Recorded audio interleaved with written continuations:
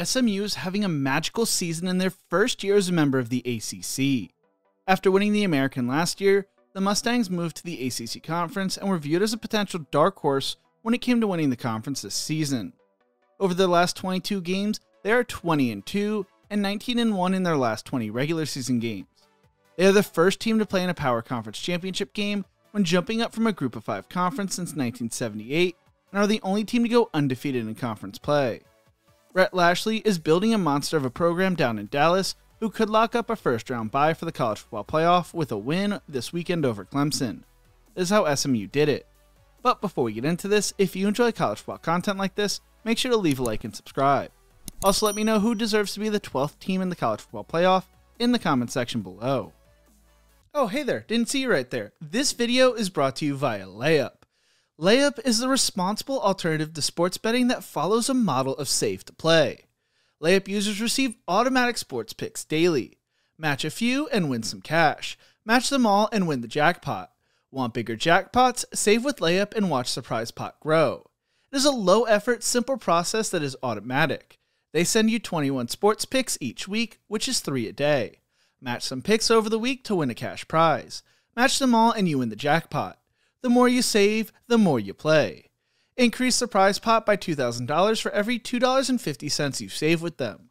With their opening offer, Layup will boost your balance to $1,000 for the first month. Players play for a prize pot of $1 million each week for the first month. There are no strings attached, just sign up and play.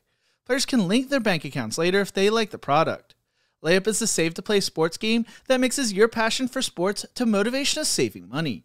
Sign up with my promo code link and use the promo code ETGYOUTUBE. That's ETGYOUTUBE to get free squares each week for every NFL primetime game and some special college football offers that are exclusive to y'all as my subscribers.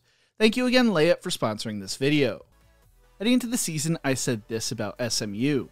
Heading into the 2024 season, there are high expectations for SMU as they make their debut in the ACC. Although they are coming off their first conference title win since 1984, Rhett Lashlee believes they are just getting started, saying, "We have a new challenge in front of us. We haven't done anything. In a good way, yeah, it feels different, but not like everybody's kind of tight. We're going to find out where we stand. We don't know. I like our guys and I'm excited to watch them get to compete with this schedule." A lot of the team's success will rely on how well junior quarterback Preston Stone plays. Stone, a former 4-star recruit who had offers from the likes of Alabama, LSU, Notre Dame, Texas, and Texas A&M, chose to commit to SMU out of high school. Stone grew up an SMU fan as it was where his dad went to school. The Dallas native threw for 3,197 yards, 28 touchdowns, and 6 interceptions last year, although he only completed 59.9% of his passes. He hopes to bring SMU back to their glory days before the death penalty crushed the program in the 80s, explaining, "Obviously, I didn't live through the glory days, but I've known about Eric Dickerson, Craig James, Lance McElhenney days since I was a little kid. It's really cool how we're making our way back to that." Stone had his season cut short during the regular season finale when he broke his leg, missing the AAC title game and their bowl game against Boston College. They also returned Jalen Knighton, who was the leading rusher for the team last year after transferring in from Miami. They add Miami transfer Brashard Smith, who will join him in the backfield. They also return wide receiver Jordan Hudson and tight end RJ Maryland, who headlined 4 of the top 5 receivers from last year who returned this year. On defense, they brought in Elijah Roberts via the transfer portal heading into last season, and he finished the year with 12 tackles for a loss and 10 sacks. You also have a partner in crime in Mike Lockhart, who comes in via Georgia Tech in West Virginia. They also look to have a strong safety combo. The biggest question for SMU is how their offensive and defensive lines adjust from the transition from the American to the ACC, where they will be playing bigger teams. SMU came into the college football season with an over-under win total of 8.5 and opened up the season in week 0 against Nevada. They then host Houston Christian during their home opener, followed by the Big 12's BYU. They then have their bye week before a tough 3-game stretch that sees them host TCU and Florida State, before traveling on the road against Louisville before their second bye week. They then travel to Stanford before heading back across the country to play Duke, then returning home for games against Pittsburgh and Boston College. Their final road game of the season sees them travel to Virginia before ending the season at home against Cal. SMU gets a break by not having to play Clemson, Virginia Tech, Miami, NC State, and North Carolina, only having to play 2 of the top 8 teams in the conference hosting one and going on the road against the other. 4 of their conference matchups are teams projected to finish at the bottom of the conference as well. Bill Steele projects them to finish 4th in the conference, and an 11-1 season could be a possibility, though I don't see it being truly realistic. I could see them going 9-3 though. SMU has all the tools to turn into an ACC power down the line, and could make TCU as well as the other Texas schools begin to sweat, especially if they start throwing money around like they did in the 70s and 80s to land guys like Eric Dickerson. Plus, now that they are a power school, retaining their coaches could be more feasible. While my preseason prediction of 11-1 seemed a little crazy at first, it turned out to be true for SMU with their lone loss coming to a team I was not expecting it to come to. The way the season has gone this year has been an unexpected one, with Preston Stone being benched in favor of Kevin Jennings. So, to be honest with you, I recorded the SMU video before the Nevada game, and like most SMU fans, even though I'm not an SMU fan, I was sweating throughout their game against the Wolfpack, as I didn't want my video to be ruined. Many expected the Mustangs to run away with the game early against Nevada, but that was not the case. I actually almost ended up at the game and would have been able to meet up with my friend Saturday Shenanigans at the game, but unfortunately my schedule did not allow for it.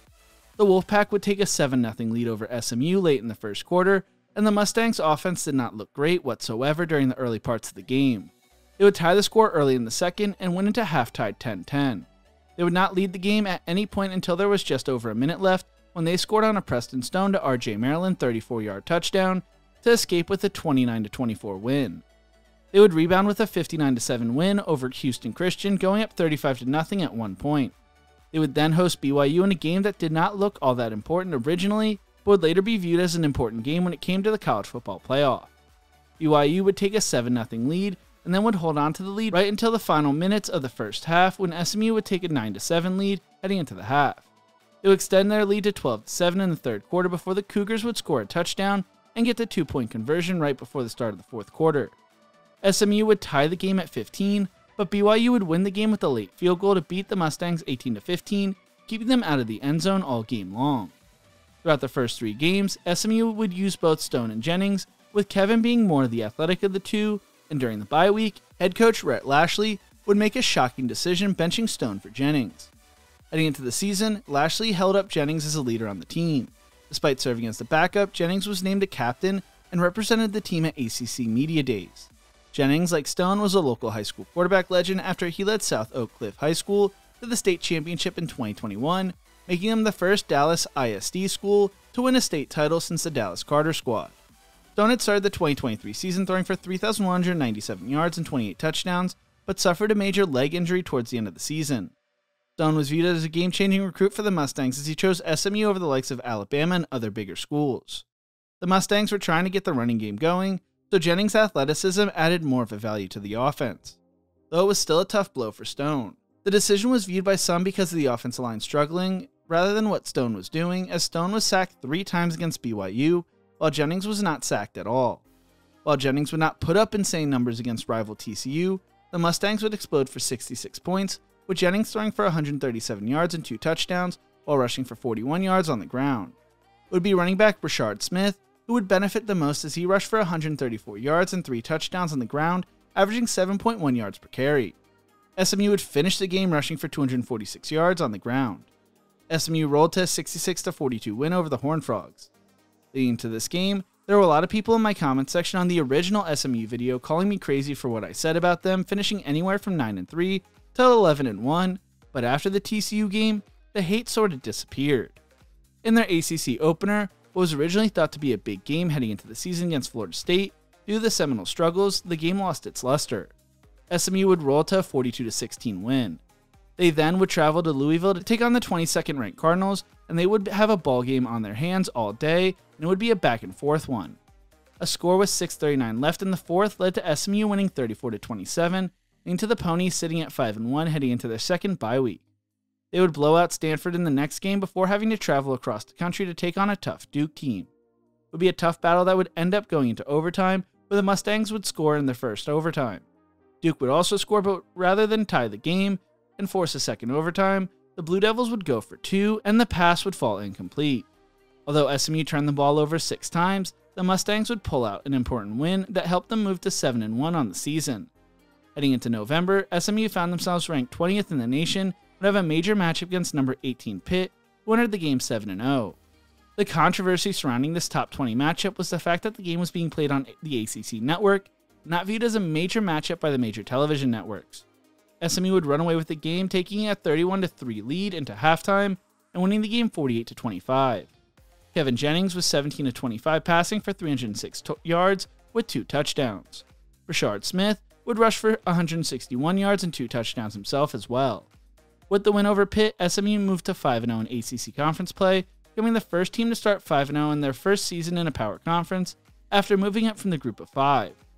They would follow that up with a 38-28 win over Boston College. Heading into their road match against Virginia, the Mustangs had risen to 13th in the polls and just needed a win to clinch a spot in the ACC title game. Jennings threw for a career-high 323 yards and 2 touchdowns and ran for another. And number 13 SMU clinched a spot in the Atlantic Coast Conference Championship game by routing Virginia 33-7. SMU's defense overwhelmed Virginia's offensive line, sacking Anthony Calandria 9 times and allowing the Cavaliers 173 yards of total offense. Although they had a spot in the ACC title game locked up, they would not take the foot off the gas. In the regular season finale against Cal, they would win 38-6. With Miami's loss to Syracuse, it means that the Mustangs will play Clemson and Charlotte for the ACC title game. They were just ranked number 9 in the college football playoff rankings with an 11-1 record heading into the title game. My 11-1 prediction turned into a reality. It is their highest ranking since 1985, and they are averaging 40.8 points per game during their 9-game win streak. SMU's 8-0 season in conference play is the first for a team jumping into a Power 4 or 5 conference from a Group of 5 conference in their first season since 1978. Of those teams, only Louisville in 2014 finished with a winning conference record, going 5-3 in ACC play. Jennings has thrown for 2,746 yards, 19 touchdowns to only 7 interceptions, while also rushing for 344 yards and 4 touchdowns on the ground. Smith ranks 8th in all-purpose yards per game with 138.92 yards per game and 17 touchdowns and is a finalist for the Doak Walker Award. The defense has forced 21 turnovers this season, which ranks 23rd in the country, and is 5th with 4 defensive touchdowns. The Mustangs are 20-2 in their last 22 games and 19-1 in their last 20 regular season contests. SMU will have a tough game against Clemson, but if they win, they will have a first-round bye for the college football playoff. Even if they lose, they could find themselves in the playoff. It's been a special season for SMU, who looks to be building a special program after extending Lashlee's contract. What do you think? Can the Mustangs go on a run in the college football playoff? Let me know in the comment section below. If you enjoyed this video, make sure to check out one of my other videos YouTube thinks you will love right here. Thank you so much for watching, and as always, remember to embrace the grind.